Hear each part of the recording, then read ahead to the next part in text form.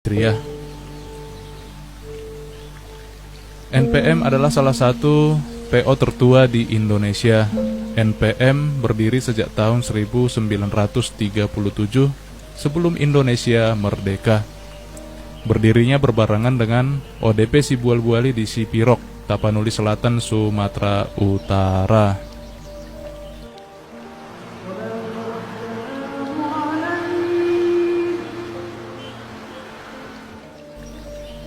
Sebelum tahun 1937, Bapak Bahaudin menjalankan usaha bendi atau dokar, kereta yang ditarik oleh kuda untuk mengangkut penumpang masyarakat Padang Panjang yang ingin bepergian.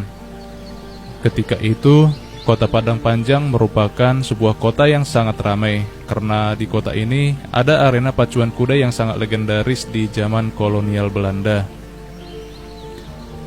Di tahun 1937, bersama dengan rekannya sesama pengusaha di Padang Panjang, mereka berkongsi mendirikan perusahaan otobus yang diberi nama NPM. NPM merupakan akronim atau singkatan Naikilah Perusahaan Minang, yang merupakan usaha angkutan bus umum yang didirikan pada tahun 1937 oleh Bapak Bahaudin Sultan Babansonan Kuniang di Padang Panjang, Sumatera Barat. Pada awalnya, Bapak Bahaudin berkongsi dengan partner bisnisnya untuk membeli satu unit bus yang pertama. Namun, pada perkembangannya, rekan bisnis pendiri NPM mengundurkan diri dan kepemilikan saham NPM menjadi 100% milik keluarga Bapak Bahaudin Sultan Babansonan Kuniang. Walaupun Bapak Bahaudin adalah pendiri sekaligus direksinya, beliau tidak memiliki saham di PT NPM.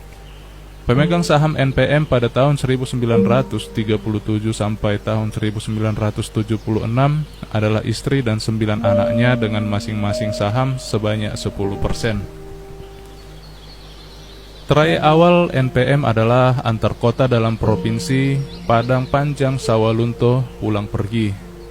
Ketika itu, Sawalunto merupakan sebuah kota tambang yang sangat ramai. Banyak warga Padang Panjang yang hilir mudik di kedua kota tersebut, baik itu untuk bekerja maupun urusan pribadi lainnya.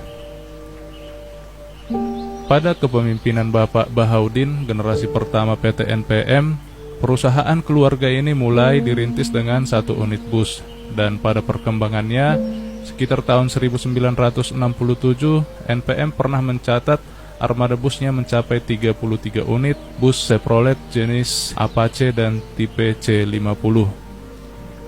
Prinsip utama Bapak Bahaudin ketika mengelola NPM adalah tidak mau berutang dalam membangun usahanya, baik itu untuk membeli bus, renovasi bus, perbaikan bus, ataupun suku cadang, semuanya harus dibayar tunai atau cash. Bapak Bahaudin memimpin NPM selama 39 tahun lamanya, sampai beliau wafat pada tahun 1976. Pada sekitar tahun 70-an, perusahaan NPM mengalami kemunduran yang disebabkan oleh munculnya pesaing baru dengan armada yang terbaru, yaitu Mercedes-Benz. NPM terus mencoba bertahan dengan armada Chevrolet yang kebanyakan adalah tipe Apache dan C50 yang sudah mulai tua dan ketinggalan zaman. Perbedaan mencolok antara armada Chevrolet dan Mercedes-Benz adalah bahan bakarnya, yaitu Chevrolet masih menggunakan bensin dan Mercedes-Benz menggunakan solar. Dari sisi harga, solar jauh lebih murah daripada bensin. Namun, ketika itu Bapak Bahaudin mengakalinya dengan mengganti mesin bensin pada Chevrolet ke mesin diesel yang buatan Chevrolet juga. Bapak Bahaudin yang berprinsip tidak mau menggunakan dana utang untuk mengembangkan usaha tentu akan semakin ketinggalan akibat perubahan ini.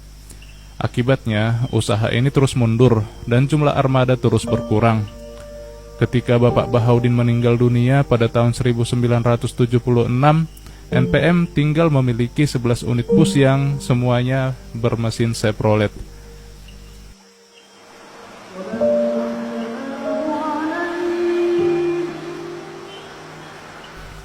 Setelah Bapak Bahaudin meninggal dunia, PT NPM kemudian dilanjutkan oleh generasi kedua.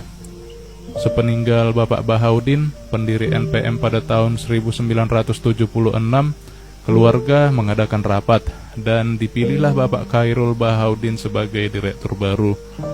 Beliau merupakan anak bungsu dari 9 bersaudara, anak mendiang Bapak Bahaudin Sultan Bangsonan Kuniang. Setelah menjabat sebagai direktur, Khairul melihat persoalan mendasar yang perlu diprioritaskan untuk dicari solusinya oleh NPM, yaitu mengenai peremajaan atau penggantian armada dari Chevrolet ke Mercedes-Benz. Langkah pertama yang dia lakukan pada tahun 1976 adalah menjual 9 bus Chevrolet dari 11 bus yang tersisa, yang dinilai sudah tidak efisien lagi lantaran sudah terlihat tua dan jadul. Hasil dari penjualan 9 bus tersebut ditambah lagi dengan modal dari pemegang saham, maka dibelilah 2 unit bus Mercedes-Benz tipe 813. Kemudian di tahun itu juga, sisa 2 unit Chevrolet juga dijual dan langsung dibuat untuk membeli 2 unit bus Mercedes 813 lagi. Jadi total ada 4 armada bus NPM di tahun 1976. Bus ini dibuat untuk melayani trayek Padang Panjang Sawah Lunto PP. Tahun berikutnya atau tahun 77, NPM kembali menambah armada busnya. Namun kali ini bus Mercedes-Benz dibeli secara kredit sebanyak 3 unit dengan uang muka 40%. Begitulah seterusnya. Tahun-tahun berikutnya NPM terus menambah armada Mercedes-Benz-nya.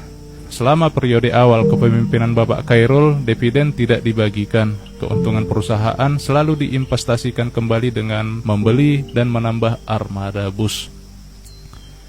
Singkat cerita, PT NPM di bawah pimpinan Khairul Bahaudin mengalami kemajuan. Pada tahun 1976 hingga tahun 1995, perusahaan mengalami kemajuan yang sangat bagus. Hal itu bisa dilihat dari jumlah armada yang digunakan oleh PT NPM mencapai 101 unit bus pada tahun 1995. Bapak Khairul mengembangkan bisnis PT NPM dari bus antar kota dalam provinsi dengan membuka divisi antar kota antar provinsi sejak tahun 1982. Pada tahun 1982, NPM mulai merintis trayek akap pertama mereka di jurusan Padang Medan PP.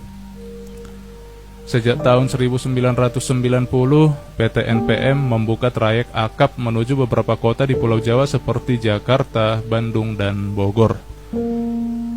Sekitar tahun 80-an sampai 95 merupakan masa keemasan angkutan bus NPM ini. Begitu juga yang dirasakan oleh semua perusahaan AKDP maupun akap di semua jalur lintas Sumatera. Pada era itu banyak sekali PO asal Aceh, Medan, dan Sumatera Utara serta Padang meraih masa kejayaannya di lintas Sumatera, terkhusus trayek Jakarta-Medan atau Jakarta-Padang. Tahun 1997, NPM mulai merasakan krisis keuangan atau krisis ekonomi, di mana harga suku cadang bus Mercedes-Benz mengalami kenaikan hingga 300%. Pada awal tahun 1998 terjadi kenaikan biaya transportasi baik laut, darat, dan udara karena krisis moneter yang terjadi. Pada tahun 1998, bus NPM yang biasanya beroperasi sebanyak 101 unit, kini hanya tersisa 80 unit yang bisa dioperasikan, sisanya digudangkan atau perpal. Karena tidak diperbaiki, mengingat harga suku cadang yang sangat mahal. Sebagian dari